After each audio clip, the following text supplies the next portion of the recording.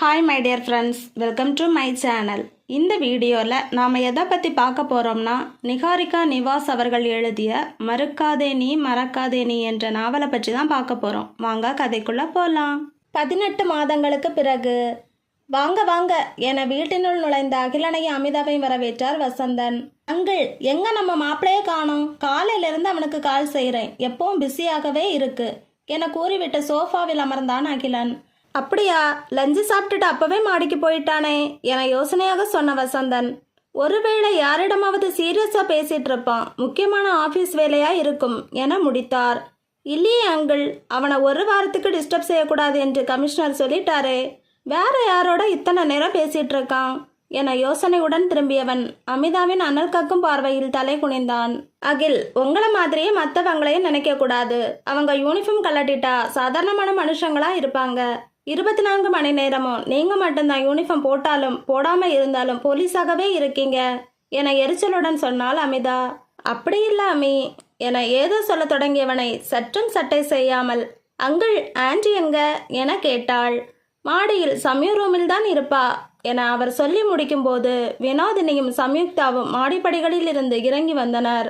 வா அமிதா, எப்போ வந்த என வரவேற்றார் வினோதினி. இப்போதான் வந்தேன் ஆன்டி என சொன்ன அமிதாவிடம், அண்ணி உங்களுக்காக தான் காத்துட்டு இருந்தேன் என்றாள் சம்யுக்தா. என தனது தொண்டையை சரி செய்த அகிலன், நானும் வந்திருக்கேன் என பாவமாக முகத்தை வைத்து கொண்டு சொன்னான். வா அகிலன் என புன்னகையுடன் வரவேற்ற வினோதினி, உன்னை கவனிக்கலப்பா, சாரி என வருந்தும் குரலில் சொன்னாள். புதுசா ஒருத்தர் வீட்டுக்கு வரப்போற சந்தோஷத்தில் ஆன்டிக்கு வேற யாருமே கண்ணில் தெரியல போல் இருக்கு என கிண்டலாக அகிலன் சொன்னவுடன் வினோதினியின் கண்களில் நீர் துளிர்த்தது. அப்படி இல்லப்பா, இந்த கல்யாணமாவது ஒழுங்கா நடக்கணும் என்றுதான் கவலையா இருக்கு, பயமாகவும் இருக்கு என வருத்தமுடன் சொன்னாள். வினோதினி சொன்னதை கேட்டதும் சம்யுக்தாவின் முகம் சட்டென்று வாடிவிட்டது. அதை மற்றவர்கள் கவனிப்பதற்குள் வேகமாக சமையல் அறைக்குள் சென்று விட்டாள். ஆன்டி, உங்களுக்கு அந்த கவலையே வேண்டாம், இந்த கல்யாணம் நல்லா நடக்கும் என அவரை தோளோடு அணைத்து கொண்டாள் அமிதா. ஹாய் அகிலன், எப்படா வந்த? உன்னை எத்தனை தடவை ஃபோனில் கூப்பிடுறது என அழுத்தபடி படிகளில் இறங்கினான் மித்ரன். ஓ அப்படியா, நீ என்னை கூப்பிட்டியா? அதாவது அகிலனையா கூப்பிட்டியா என தன் கண்களை விரித்து கேட்டான். ஏண்டா லூசு மாதிரி வளரிட்டு இருக்க? உன் பெயர் தானே அகிலன், உன்னைத்தான் போனில் கூப்பிட்டேன் என சிரித்தவன் தன் கையில் இருந்த செல்லில் அப்போது வந்த குறுஞ்செய்தியை பார்த்தான்.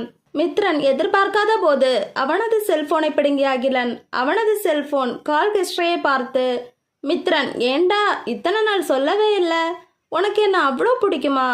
என் பெயரை ஸ்வீட்டி என்றா உன் செல்லில் பதிவு செய்து வைத்திருக்க என நக்கலான குரலில் கேட்டான். அகிலனது கையை முறுக்கி தன் செல்லை பிடுங்கிய மித்ரன், உனக்கு கொஞ்சம் கூட டீசன்சியே இல்லடா, மற்றவங்க போனை பார்க்க கூடாது என்று தெரியாது என ஆழ்ந்த குரலில் கேட்டான் மித்ரன். காலையிலிருந்து உன் செல்லிலிருந்து அந்த ஸ்வீட்டிக்கு 20 கால் போயிருக்கு, என்கிட்ட இருந்து வந்த 5 காலும் மிஸ்டு காலாகவே இருக்கு என சொன்ன அகிலன். டே, நீ எனக்கு கால் செஞ்சே 1 மாசத்துக்கு மேல் இருக்கும்டா, உன் போன் எப்ப கால் செஞ்சாலும் பிஸியாகவே இருக்கு என சலித்த குரலில் சொன்னான் அகிலன். உன் போன்ல ஏதோ பிரச்சனைன்னு நினைக்கேன், நீ சீக்கிரம் போய் போனை மாத்திடு என அமர்த்தலான குரலில் சொன்னான் மித்ரன். மாற்ற வேண்டியது போனை இல்லடா, ஃப்ரெண்ட என கண்கள் மின்ன சொன்னான் அகிலன். உங்களுக்கு தான் ரொமான்ஸே வரல, மற்றவங்களும் அப்படியே இருப்பாங்களா என எரிச்சலாக சொன்னாள் அமிதா. அமி, நான் ஒன்ன என அகிலன் சொல்லி முடிப்பதற்குள், அதுக்குன்னு ஒரு டைம் இருக்கு, காலம் கடந்த பிறகு வர எதுவும் நல்லா இருக்காது, ஆறி போன காஃபி மாதிரி தான் இருக்கும் என முறைத்தாள். அமி, கோல்டு காஃபி தான் காஸ்ட்லி தெரியுமில்ல என சிரித்தபடி சொன்னான் அகிலன். ஆறி போன காஃபிக்கும் கோல்டு காஃபிக்கும் நிறையவே வித்தியாசம் இருக்கு, உங்களுக்கு அது கூட தெரியல என பல்லை கடித்தவள், ஆமா சமயம் எங்க போனாள் என வினோதினியிடம் கேட்டாள். இப்போதான் சமையலறைக்கு போனாள், தண்ணி குடிக்க போயிருப்பா என சொன்னாள் வினோதினி. அமிதா, சமயம் ஏதோ சாரி வாங்கணும்னு சொன்னா, எனக்கு அவளை ஸ்மிருதியோட அனுப்ப மனசு இல்ல, நீங்க கூட போயிட்டு வாங்க, உங்க பின்னாடி 2 போலீஸ் வருவாங்க என்றான் மித்ரன். சரியென்று தலையசைத்த அமிதா சம்யுக்தாவை தேடி உள்ளே சென்றாள். வசந்தன் போனில் பேசி கொண்டிருக்க மித்ரன் இன்விடேஷன் கொடுத்து முடிச்சிட்டியா என கேட்டான். தெரிஞ்சவங்க எல்லோருக்கும் கொடுத்துட்டேன் என்று நினைக்கிறேன், எப்படியும் 2-3 பேராவது மிஸ் ஆயிரும் என்றான் மித்ரன். என் மச்சானை கூப்பிட்டியா என அகிலன் கேட்கும் போதே அவர்களை கடந்து சென்றாள் சம்யுக்தா. ஓ மச்சானா, ஓ சித்தார்த்தையா என வேண்டுமென்றே சத்தமாக கேட்டான் மித்ரன். அதை காதில் வாங்காதவளாக வேகமாக வசந்தனது அறைக்குள் சென்றாள் சம்யுக்தா. வெற்றிவேல் தாத்தாவை அம்மாவும் அப்பாவும் நேரில் போய் கூப்பிட்டு வந்தாங்க. சித்தார்த் வீட்டுக்கு கால் செஞ்சு அவங்க தாத்தாவையும் பாட்டியையும் கூப்பிட்டாங்க. பூரணி பாட்டிக்கு உடம்பு சரியில்லையாம், அதனால் அவங்க வரமாட்டாங்கன்னு நினைக்கிறேன். அவனோட அத்தையும் மாமாவும் வருவாங்க போலிருக்கு என வசந்தனது அறையின் வாசலை பார்த்தபடி சொன்னான் மித்ரன். சம்யுக்தா உள்ளே சென்று விட்டதை உணர்ந்து வருத்தமாக தோளை குலுக்கினான் மித்ரன். அவனை தொடர்ந்து பேச சொல்லி செய்கை செய்தான் அகிலன். மெதுவை எழுந்து ஓசை எழுப்பாமல் வசந்தனது அறை நோக்கி சென்றவன், சித்தார்த் 3 மாசம் முன்னால தான் தாத்தாவை பார்க்க சென்னை வந்திருந்தான். நான் அப்பவே அவன்கிட்ட என்னோட கல்யாணத்தை பத்தி சொன்னேன். இவனுக்கு அமெரிக்காவில் வேலை அதிகமாக இருக்கு போலிருக்கு, முடிஞ்சா வாரேன் என்று சொன்னான் என மித்ரன் சொல்லி கொண்டிருக்கும் போதே வசந்தனது அறையினுள் எட்டி பார்த்தான் அகிலன். உள்ளே கதவோரமாக சுவற்றில் சாய்ந்து கண்களை மூடி இவர்கள் பேசுவதை கேட்டுக்கொண்டிருந்தாள் சம்யுக்தா. கண்களால் சம்யுக்தா கேட்பதாக செய்கை செய்த அகிலன், ஓ அப்போ அவன் உன் கல்யாணத்துக்கு வரலையா என சத்தமில்லாமல் நடந்தபடி கேட்டான். 2 நாளைக்கு முன்னால அவங்க அப்பா கேஸ் விஷயமா பேசினார், கல்யாணத்துக்கு வருவதை பத்தி எதுவும் சொல்லல என வருத்தமான குரலில் சொன்னான் மித்ரன். சரி விடு, ஏதாவது முக்கியமான வேலை இருக்கும். நம்ம ஃப்ரெண்ட்ஸ் வேற யார் வராங்க, நீலிமாவை கூப்பிட்டியா என கேட்டான் அகிலன். அண்ணி போகலாமா என கேட்டபடி வேகமாக வாசலுக்கு சென்றாள் சம்யுக்தா. போகலாம் சம்யு என சொன்ன அமிதா அவள் பின்னே சென்று சம்யுக்தாவுடன் காரில் ஏறி அமர்ந்தாள். சென்னையின் மிகப்பெரிய புடவை கடைக்குள் நுழைந்தவர்கள், சம்யு என்ன வாங்க போற என கேட்டாள் அமிதா. பட்டு புடவை அண்ணி என சொன்னாள் சம்யுக்தா. சம்யு, நீ தான் ஏற்கனவே கல்யாணத்துக்கு புடவையெல்லாம் எடுத்துட்டியே என யோசனையுடன் கேட்டாள் அமிதா. ஆமாம் அண்ணி, டிசைனர் பிளவுஸ் கூட தச்சு வந்துருச்சு. ஆனா கல்யாணத்துக்கு கட்டிக்கிற புடவையில குங்குமம் பட்டுருச்சு. அது கிரீன் கலர் புடவை என்பதால் குங்குமக்கரை பளிச்சென்று தெரியுது என வருத்தமான குரலில் சொன்னாள். கடையில் இருந்த பெண்ணிடம் கிரீன் கலரில் பட்டுப்புடவை காமிங்க என்றாள். சம்யுக்தா புடவையை பார்த்து கொண்டிருக்கும் போது, ஹாய் அமிதா என்ற குரல் கேட்டு திரும்பினாள். ஹாய் ஆன்டி என்ற அமிதா. வாட் அ சர்ப்ரைஸ், உங்களை இங்க புடவை கடையில பார்ப்பேன் என்று நினைக்கவே இல்லை. என்ன திடீர்னு சென்னைக்கு வந்திருக்கீங்க என ஆச்சரியத்துடன் கேட்டாள். என் மருமக வீட்டில் கல்யாணம் இருக்குல்ல, அதுக்கு தான் வந்தோம். சென்னை வந்தா கண்டிப்பா ஒரு பட்டு புடவையாவது வாங்கிடுவேன் என புடவைகளை பார்த்தபடி சொன்னார். அண்ணி, இந்த புடவை நல்லா இருக்கா என தனது கைகளில் வைத்திருந்த கிரீம் நிற புடவையை காண்பித்தாள் சம்யுக்தா. ரொம்ப நல்லா இருக்கு சம்யு என அமிதா சொன்னவுடன் அவளது பக்கத்தில் இருந்த ஆன்டி, இந்த புடவையை காலையில் கட்ட போறியா இல்ல ராத்திரி கட்ட போறியாமா என கேட்டவுடன் அவரை குழப்பமாக பார்த்தாள் சம்யுக்தா. சம்யு, இவங்க எனக்கு தெரிஞ்சவங்க, வெளியூரில் இருக்காங்க என சொன்ன அமிதா, இவ சம்யுக்தா ஃபேமிலி ஃப்ரெண்ட் என அறிமுகம் செய்தாள். சம்பிரதாயமாக புன்னகை செய்து கரம் குவித்தவளை வைத்த கண் எடுக்காமல் தலை முதல் கால் வரை மெதுவை பார்த்தாள் அவள். நான் கேட்டதுக்கு இன்னும் பதில் சொல்லலையே என சம்யுக்தாவை பார்த்து கேட்டாள் ஆண்டி. காலையில் கல்யாணத்துக்கு கட்டுறதுக்கு தான் என மெதுவான குரலில் சம்யுக்தா சொன்னவுடன், உன் சந்தன கலருக்கு இந்த புடவை சரியா இருக்காதுமா, இந்த ராயல் ப்ளூ கலர் புடவையை பாரு, ரொம்ப அழகா இருக்கு என தன் அருகே இருந்த புடவையை கையில் எடுத்து காட்டினாள். இல்லை ஆன்டி, பிளவுஸ் தைக்க நேரம் இருக்காது, இன்னும் 4 நாளில் கல்யாணம் இருக்கு என மறுத்தாள் சம்யுக்தா. அமிதா இருக்கும்போது உனக்கு என்ன கவலை, 2 நாளில் உன்னால் பிளவுஸ் ரெடி பண்ண முடியாத என அமிதாவை பார்த்து சிரிப்புடன் கேட்டாள். ஷுவர் ஆன்டி என அமிதா சம்மதமாக தலையசைத்தாள். 2 புடவைகளையும் கடைப்பெண் பிரித்து காண்பிக்க சம்யுக்தா ஏனென்று தெரியாமல் அந்த ராயல் ப்ளூ புடவையை செலக்ட் செய்தாள். ஆன்டிக்கு நன்றி சொல்லிவிட்டு அமிதாவுடன் பணம் செலுத்த சென்றாள் சம்யுக்தா. யார் அண்ணி அவங்க என நடந்தபடி கேட்டாள் சம்யுக்தா. அதான் சொன்னேன்ல, எனக்கு தெரிஞ்சவங்க வெளியூர்ல இருக்காங்க. ஏன் கேட்குற சம்யு என கேட்டாள் அமிதா. எனக்கு அவங்கள எங்கேயோ பார்த்த மாதிரி இருக்கண்ணி, இப்போ சரியா ஞாபகம் வரல என நெற்றியை தேய்த்தபடி சொன்னாள். சம்யுக்தாவும் அமிதாவும் செல்வதை பார்த்தபடி நின்றிருந்தவளின் தோள்களில் கை வைத்து திருப்பியவன், ஓ உன் மருமகளை மீட் பண்ணிட்டியா ஸ்வீட்டி என கேட்டான்.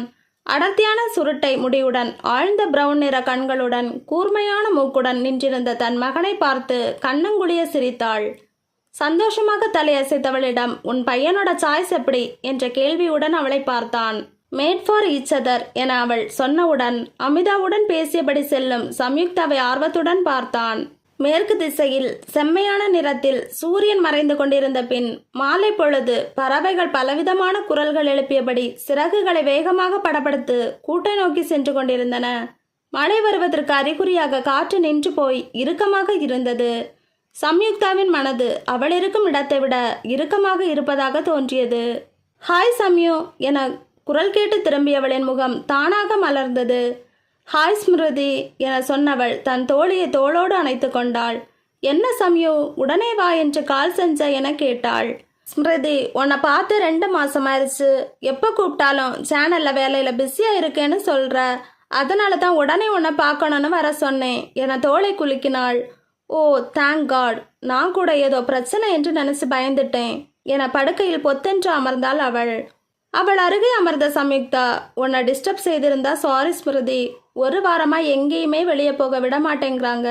என்னை ஆஃபீஸ் கூட போக விடல. நேற்று தான் அமுதா அண்ணியோட வெளியே போனேன் என சோர்வாக சொன்னாள். ஏன் சம்யு என அவளை பார்த்து யோசனையுடன் கேட்டாள். வேற என்ன, மறுபடியும் ஏதாவது அசம்பாவிதம் நடந்துடுமோ என்று பயப்படுறாங்க என கவலையாக சொன்னாள். அவர்களுக்கு அந்த கவலை கண்டிப்பா இருக்கத்தானே செய்யும் சம்யு என்றவள், எனக்கும் அதே பயம்தான். அதனால்தான் நான் 2 மாசமா இந்த பக்கமே வரல. போன தடவை என் கூட நீ வந்தபோது தான் அந்த மாதிரி நடந்துடுச்சு என வருத்தமாக சொன்னாள். சரி விடு, அதுக்கு எந்த விதத்திலும் நீ காரணம் இல்லை. எல்லா பிரச்சனைக்கும் அவன்தான் காரணம் என வெறுப்பாக சொன்னாள். அவனை இன்னும் நீ மறக்கலையா சம்யு என இயல்பான குரலில் கேட்டாள் ஸ்மிருதி. மறக்கவும் இல்லை, மன்னிக்கவும் இல்லை என ஆழ்ந்த குரலில் சொன்னாள் சம்யுக்தா. இன்னும் எத்தனை நாள் இப்படியே போகும் சம்யு என கவலையுடன் கேட்டாள் ஸ்மிருதி. எனக்கு தெரியல ஸ்மிருதி என சொன்னவள் அலைப்பாயும் கண்களுடன் எழுந்து பால்கனிக்கு சென்று நின்றாள். அவள் பின்னே சென்ற ஸ்மிருதி, சம்யு மூவ் ஆன். சில நேரங்களில் நம்மை பாதிக்கிற விஷயத்த மறந்தோ இல்லை கடந்தோ போயிடணும். அதே இடத்தில் நின்றுட்டு இருக்க கூடாது என அழுத்தமாக சொன்னாள். ஸ்மிருதி, எனக்கு அது தெரியாம இல்லை, சொல்றது ஈஸி, ஆனா என மேலே சொல்ல முடியாமல் சம்யுவின் கண்களில் நீர் நிறைந்தது. எனக்கு புரியாம இல்லை சம்யு, ஆனா சீக்கிரம் நீ இதிலிருந்து வெளியில வந்தாதான் எல்லோருக்கும் நிம்மதி என அவளை பார்த்து வருத்தத்துடன் சொன்னாள். மித்ரன் எனக்கு கல்யாணம் செஞ்ச பிறகுதான் அவன் கல்யாணம் செஞ்சுப்பேன் என்று பிடிவாதம் பிடித்தான். நான் தான் அவனை வற்புறுத்தி இந்த கல்யாணத்துக்கு ஒத்துக்க வச்சேன் என கண்களை துடைத்தபடி சொன்னாள் சம்யுக்தா. பேச்சை திசை திருப்ப நினைத்த ஸ்மிருதி, மயூரி எப்படி சம்யு என கேட்டாள். அவங்க ரொம்ப சாஃப்ட் அண்ட் ஸ்வீட். எப்படி கிளாஸில் பாடம் எடுக்கிறாங்க என்றே தெரியல, மெதுவாகத்தான் பேசுறாங்க என சொன்னாள். அப்புறம் எப்படி மித்ரன் அண்ணாவை லவ் பண்ணாங்க என கிண்டலாக கேட்டாள் ஸ்மிருதி. எனக்கு கல்யாணம் நடக்க இருந்ததுக்கு முன்னாடியே 2 பேருக்கும் பிடிச்சிருந்து. என் கல்யாணத்தின் போது நடந்த பிரச்சனையால மித்ரன் அவளிடம் தன் காதலை சொல்லாமலே இருந்திருக்கான். 6 மாசம் முன்னாடி அவளுக்கு மாப்பிள்ளை பார்க்கறது தெரிஞ்சு மித்ரன் வெளிப்படையாக தன் காதலை அவகிட்ட சொல்லியிருக்கான். அவங்க வீட்டில் கல்யாணத்தை உடனடியாக முடிக்கணும் என்று நினைச்சாங்க. மித்ரன் என்ன நினைச்சு தயங்கினான். நான் தான் வற்புறுத்தி அவனை சம்மதிக்க வச்சேன் என்றாள். ஓகே, நீ எப்பதான் கல்யாணம் செஞ்சுக்க போற என கேட்டாள் ஸ்மிருதி. எனக்கு இப்போ கல்யாணத்தை நினைச்சாலே வெறுப்பா இருக்கு. கண்டிப்பா கல்யாணம் செஞ்சுக்கணுமா என்ன? என்னால தனியா இருக்க முடியாதா? ஏன் நீ கூட தான் இன்னும் கல்யாணம் செஞ்சுக்காம இருக்க என கோபத்தில் சத்தமாக சொன்னாள் சம்யுக்தா. இந்த பால்கனியில் நீயும் நானும் தானே இருக்கோம், எதுக்கு இப்படி எல்லாருக்கும் கேட்குற மாதிரி கத்துற என கேட்ட ஸ்மிருதி. எனக்கு சரியான ஆள் கிடைக்கல, கிடைச்ச அடுத்த வாரமே வெட்டிங் தான், நோ வெயிட்டிங் என சிரித்தபடி சொன்னவள், நீ திருமணம் வேண்டாம் என்று முடிவு எடுக்கிறதுல தப்பில்ல, ஆனா யார் மேலேயே இருக்கிற வெறுப்புல அந்த முடிவுக்கு போக வேண்டாம் என்று தான் சொல்றேன் என நிதானமாக சொன்னாள். எனக்கு சசி மேல எந்த வெறுப்பும் இல்ல ஸ்மிருதி என சொன்ன சம்யுக்தாவை கூர்மையாக பார்த்தவள், அப்போ அவனை கல்யாணம் செஞ்சுக்க வேண்டியதுதானே சம்யு என கேட்டாள் ஸ்மிருதி. சசி 1 வருஷமா ரொம்ப பிஸியா இருக்கான். பிஸ்னஸையும் பார்த்துக்கிட்டு அவங்க அப்பா கேஸையும் பார்த்துக்கிட்டு ரொம்ப கஷ்டப்படுறான் என கவலையாக சொன்னாள். பேச்சை மாத்தாத, நான் கேட்ட கேள்விக்கு நீ இன்னும் பதில் சொல்லலை என அழுத்தமாக சொன்னாள் ஸ்மிருதி. அவங்க அப்பாவை அரெஸ்ட் பண்ண பிறகு சசியிடம் ஏதோ தயக்கம் தெரியுது. இன்னும் சொல்ல போனா என்னை கடத்தினாங்க என்று தெரிஞ்ச பிறகே அவனிடம் ஒரு விளக்கம் தெரிஞ்சது. இன்னும் 2 குடும்பமும் பேசிக்கிட்டு தான் இருக்கோம். ஆனா அதுக்கு பிறகு சசி வீட்டில் இருந்து யாரும் கல்யாணத்தை பத்தி பேசவே இல்லை என உணர்ச்சியற்ற குரலில் சொன்னாள் சம்யுக்தா. சசியையோ அவங்க வீட்டை பத்தியோ பேசுறதுக்கு முன்னாடி அவனை கல்யாணம் செஞ்சுக்க நீ தயாரா இருக்கியா என கேட்டாள் ஸ்மிருதி. இல்லை என தலையசைத்து மறுத்த சம்யுக்தாவை கூர்மையாக பார்த்தபடி, அப்போ சித்தார்த்தா கல்யாணம் பண்ணிக்கோ என்றாள். சசியை கல்யாணம் பண்ணிக்க முடியாது என்று சொன்னதால் நான் சித்தார்த்தை கல்யாணம் செஞ்சுக்கணும் என்று அவசியமில்லை என ஆழ்ந்த குரலில் சொன்னாள் சம்யுக்தா. சம்யு, அப்போ எதுக்கு அவன் உன்னை கடத்தலை என்று போலீஸ்ல போய் சொன்ன என கேள்வியாக அவளை பார்த்தாள். ஸ்மிருதி, இதை பத்தி நாம ஏற்கனவே நிறைய தடவை பேசிட்டோம். அப்பா குமரவேல் கொலையை பத்தி வெளியே சொல்லாம குற்ற உணர்ச்சியால தவிச்சிட்டு இருந்தார். வெற்றிவேல் தாத்தாவுக்கு 2வது முறை ஹார்ட் அட்டாக் வந்தது தன்னால் தான் என்று தெரிஞ்சதும் இன்னும் நொறுங்கிட்டார். சித்தார்த்து ஜெயிலுக்கு போனா வெற்றிவேல் தாத்தாவால தாங்க முடியாது என்று நினைத்தார். என்கிட்ட அவனை அடையாளம் காட்டக்கூடாது என்று சத்தியம் வாங்கிட்டார். அது வெற்றிவேல் தாத்தாவுக்கும் சித்தார்த்துக்கும் செய்கிற பிராய்ச்சித்தமா நினைச்சாரு என்றாள். எஸ், அதே தான் நானும் கேட்குறேன். அங்கிள் உன்னை அடையாளம் தானே காட்ட வேண்டாம் என்று சொன்னார். நீ எதுக்கு தேவையில்லாம அவனுக்காக ஓடி போனேன் என்று போய் சொன்ன என கிண்டலாக கேட்டாள். ஒழுங்கா அடையாளம் தெரியல என்று சொன்னா அந்த கேஸ் முடியாது. மறுபடியும் ஏதாவது ஆதாரம் எடுத்துட்டு வந்து அகிலனோ மித்திரனோ அவன் மேல குற்றத்தை நிரூபிக்க முயற்சி செய்வாங்க. அதான் ஒரேடியா இந்த கேஸை மூட அப்படி போய் சொன்னேன் என்றாள். நீ அப்படி சொன்னா சசி உன்னை கல்யாணம் செஞ்சுக்க மாட்டான் என்று நீ யோசிக்கலையா? இல்ல சசியை கல்யாணம் செஞ்சுக்க வேண்டாம் என்று தான் அப்படி சொன்னியா என யோசனையாக கேட்டாள் ஸ்மிருதி. அப்ப நான் என் கல்யாணத்தை பத்தியே யோசிக்கல என்று சொன்னவளை நம்பாமல் பார்த்தாள் ஸ்மிருதி. சசி வேண்டாம் என்றால் விட்டு விடலாம், சித்தார்த்தை ஏன் வேண்டாம் என்று சொல்ற என ஆர்வத்துடன் கேட்டாள். சித்தார்த் என்னை விரும்புகிறதாகவோ கல்யாணம் செஞ்சுக்கிறேன் என்றோ இதுவரை சொல்லவே இல்லை என சீரியஸாக சொன்னாள் சம்யுக்தா. ஐயோ, நீ சொன்னது ஜோக்கா? சாரி, எனக்கு சிரிப்பே வரல என நக்கலாக சொன்னாள் ஸ்மிருதி. ஸ்மிருதி, நான் சீரியஸாக தான் சொல்கிறேன். அவன் என்னை விரும்புகிறதா என்கிட்ட சொல்லவே இல்லை என அழுத்தமான குரலில் சொன்னாள் சம்யுக்தா. சம்யு, நான் சித்தார்த்தை ஷாப்பிங் மாலில் வச்சு ஒரே ஒரு தடவை தான் பார்த்தேன். எனக்கே அவன் உன்னை விரும்புகிறான் என்று பார்த்த உடனே தெரிஞ்சது. எனக்கு மட்டுமல்ல, உங்கள் வீட்டில் இருக்கிறவங்க அகிலன், அமிதா, வெற்றிவேல் தாத்தா, நாதன் அங்கிள், ரவிக்குமார், என் சசிக்கே அவன் உன்னை விரும்புகிறான் என்று அப்பவே தெரியும். அது உனக்கு தெரியலை என்று சொன்னால் நம்புற மாதிரியா இருக்கு? வார்த்தையால் சொன்னால்தான் காதலா சம்யு? அவன் உன்னை பார்க்குற ஒவ்வொரு பார்வையிலும் அதைத்தானே திரும்ப திரும்ப சொல்லிட்டு இருந்தான். அவன் உன்னை விரும்புறத ஒரு தடவை கூட எங்கேயும் யாருக்காகவும் மறைச்சதே இல்லை. அவன் சொன்னது எல்லோருக்கும் கேட்டது, உனக்கு மட்டும் கேட்கல என்று சொன்னால் அதை எப்படி நம்புறது?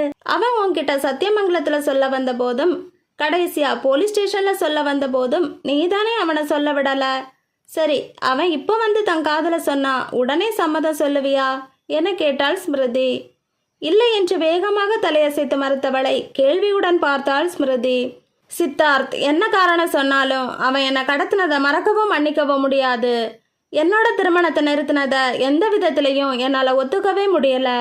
என் மனசுல அந்த காயம் இன்னும் ஆறவும் ஆறாது என கோபமாக சொன்னாள். ஓகே, சசியும் வேண்டாம், சித்தார்த்தம் வேண்டாம், வேற யாரையாவது கல்யாணம் செஞ்சுக்கோ. பழசையெல்லாம் மறந்துட்டு புதுசா ஒரு வாழ்க்கை ஆரம்பி சம்யு என நெகிழ்ந்த குரலில் சொன்னாள் ஸ்மிருதி. 2 வருஷமாக நடந்ததே நினைச்சிட்டு இருந்தா ஒரு பிரோஜனமும் இல்லை. உங்க அப்பா அம்மா அண்ணனுக்கு மட்டுமில்ல சம்யு, நீ ஒரு நல்ல வாழ்க்கை அமைச்சுக்கிட்டாதான் எல்லாருக்குமே நிம்மதி. முக்கியமா சசிக்கும் சித்தார்த்துக்கும் என்று சொன்னாள். ஏன், அவங்க 2 பேருக்கும் என்ன பிரச்சனை? ஒருத்தன் தன் பிசினஸ்ல தீவிரமா இருக்கான், இன்னொருத்தன் 1.5 வருஷமா நான் இருக்கேனா இல்லையான்னு கூட பார்க்கல. என்னோட பேசவோ தொடர்பு கொள்ளவோ ஒரு தடவை கூட முயற்சிக்கல. இதோட 4 தடவை சென்னை வந்துட்டு போயிருக்கான். என்னை ஒரு தடவை கூட சந்திக்க முயற்சி செய்யல. ஏன், பார்க்க கூட வரல. ஏன், மித்ரனோட கல்யாணத்துக்கு கூட அவன் வரப்போறதில்ல என வேகமாக மூச்சிறைக்க சொன்னவளை ஆர்வத்துடன் பார்த்தாள் ஸ்மிருதி. சம்யு, உன் மனசுல என்ன இருக்கு என்று உனக்கே புரியல. அது சீக்கிரம் உனக்கு தெரிய கடவுள் தான் வழி செய்யணும் என்று சொல்லிவிட்டு எழுந்தாள். ஸ்மிருதி, என் மனசுல என்ன இருக்கு? நான் தான் உன்கிட்ட எல்லாத்தையும் சொல்லிட்டனே என கவலையுடன் கேட்டாள் சம்யுக்தா. சம்யு, சில உணர்வுகளை சொல்லி புரிய வைக்க முடியாது. அதை அவங்களே தான் உணரணும். அதை மற்றவங்க சொன்னாலும் மறுக்கத்தான் தோணும். இன்னும் கேட்டா அது இல்லை என்று சொல்லி நம்மையே ஏமாத்திக்க வைக்கும். திரும்ப திரும்ப அதையே சொல்லி நம்மையும் மற்றவங்களையும் நம்ப வைக்க முயற்சிக்கும். நான் சொல்றது புரிய வேண்டிய நேரத்தில் கண்டிப்பா உனக்கு புரியும் என்றாள் ஸ்மிருதி. குழப்பத்துடன் அவளை நிமிர்ந்து பார்த்தவளிடம், எதையும் போட்டு மனசை குழப்பிக்காத, சந்தோஷமா இரு. நான் உன்னை மித்ரன் அண்ணா கல்யாணத்துல வந்து பார்க்குறேன் என கதவை திறந்து வெளியே சென்றாள் ஸ்மிருதி.